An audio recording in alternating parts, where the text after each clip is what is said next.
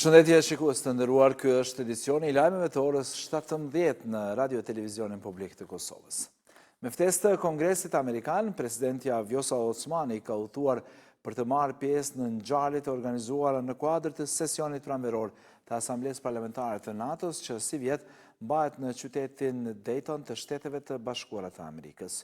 Ky sesion si vjet shënon edhe 30 vjetorin e marrëveshjes së paqes së Daytonit për Bosnjën dhe Hercegovinën, prandaj edhe tërë ngjarja do të dedikohet përpjekjeve për paqe e siguri në Ballkanin Perëndimor.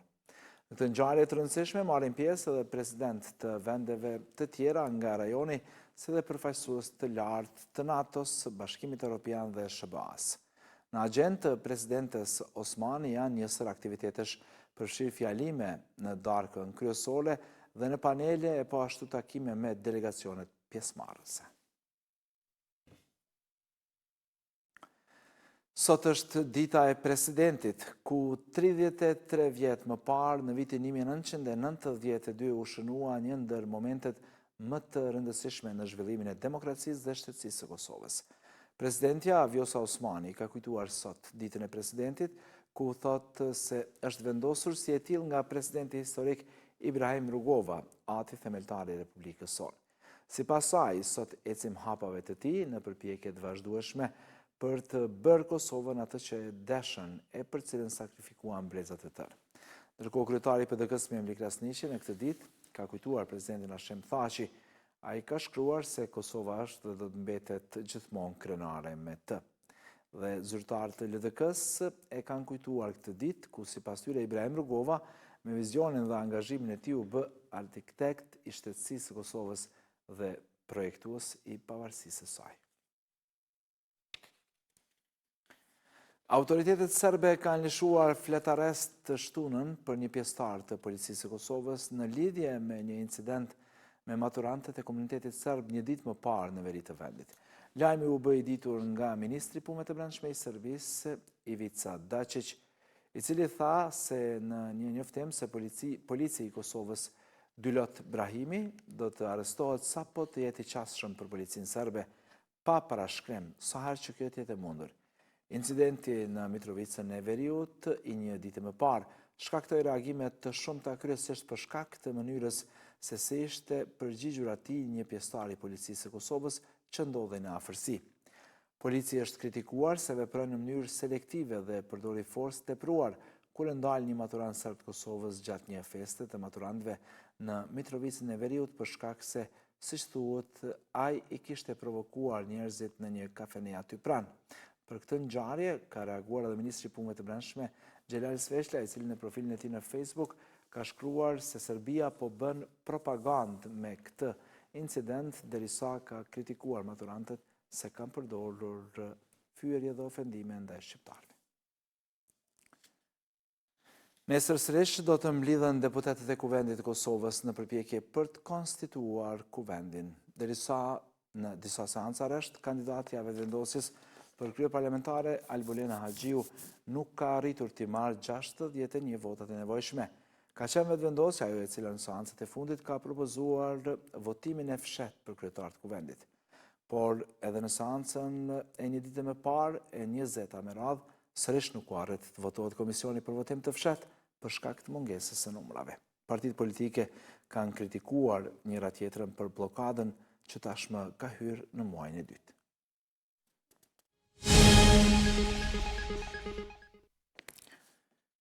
Kryetari I Aleancës për Ardhmërinë e Kosovës, Ramush Haradinaj, me bashkëpunëtorë nderuar në Glogjan dhe Kodralit të Deçanit, heroizmin e batalionit gardist Shkëlzen Haradinaj, ku kujtuan sakrificën e 24 majit vitit 1999. Haradinaj ka shkruar në profilin e tij në Facebook se ata ishin ndër luftëtarët më të dalluar të UÇK-s në Dugaxhin, të udhëhequr nga komandanti Abdyl Mushkolaj, trimërin e cilëve thotë se e njohu në frontet e luftës. Haradinaj ka shkruar se I kujton gjithmonë të rënët që me flimin dhe vetmohimin e tyre ndriçuan rrugën tonë drejt lirisë. Misioni I KFOR-it ka bërë të ditur se ushtarët bulgar nga batalioni forcave rezerv zhvilluan trajnime për fobi nga zjarri dhe kontrollin e turmave dhe trazirave. Nëpërmjet një postimi në Facebook, KFOR njofton se trajnimi ishte planifikuar qëllimisht që të ishte sa më real për të dhënë pjesëmarrësve një perceptim të plotë të mjedisit të tillë. Në njoftim thuhet se KFOR vazhdon të zbatojë mandatin e tij bazuar në rezolutën 1244 të Këshillit të Sigurimit të OKB-s të vitit 99 për të kontribuar në një mjedis të sigurt për të gjithë njerëzit dhe komunitetet që jetojnë në Kosovë, si dhe lirinë e lëvizjes në çdo kohë dhe në mënyrë të paanshme.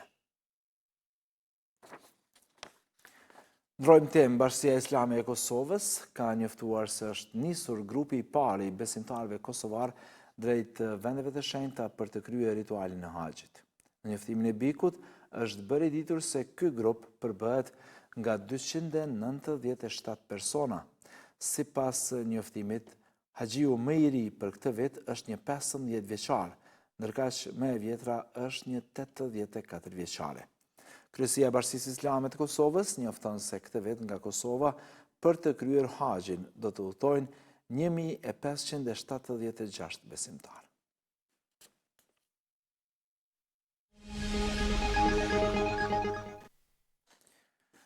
Zyrtarët në rripin e Gazës kanë njoftuar se gjatë natës së kaluar së paku 76 civil palestinez janë vrarë si pasojë e bombardimeve izraelite. Ndërkohë, kreu i OKB-s Antonio Guterres deklaroi se lufta në Gazë ka arritur në fazën më mizore të këtij konflikti. Përkundër kritikave të pandalura dhe presionit diplomatik ndërkombëtar, operacionet izraelite në rripin e Gazës po vazhdojnë pa ndërprerje apo ulje të intensitetit. Sipas zyrtarëve në Gaza, vetëm gjatë natës së kaluar, si pasojë e bombardimeve izraelite në pjesë të ndryshme të territorit janë vrarë së paku 76 palestinez, përderisa mbi 150 të tjerë janë plagosur. Sulmi më vdekjeprurës duket të ketë qenë në kampin e refugjatëve Xhabalia, ku aeroplanët izraelit goditën shtëpi familjare, në të cilat gjindeshin dhjetra civil të zhvendosur nga pjesë tjera të Gazës.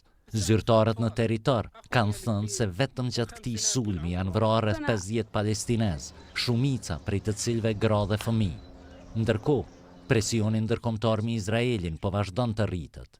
Kreu i OKB-s Antonio Guterres kritikoi ashpër veprimet e Tel Avivit, duke i bërë thirrje Izraelit që të lejon hyrjen e ndihmave në Gaza.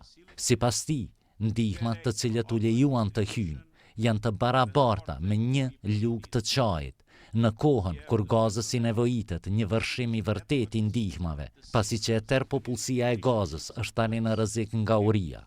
Kreu i Kombeve të Bashkuara shtoi edhe se kjo luftë tani ka hyrë në fazën më mizore të konfliktit, përderisa bota po vazhdon të shikon atë që është duke ndodhur.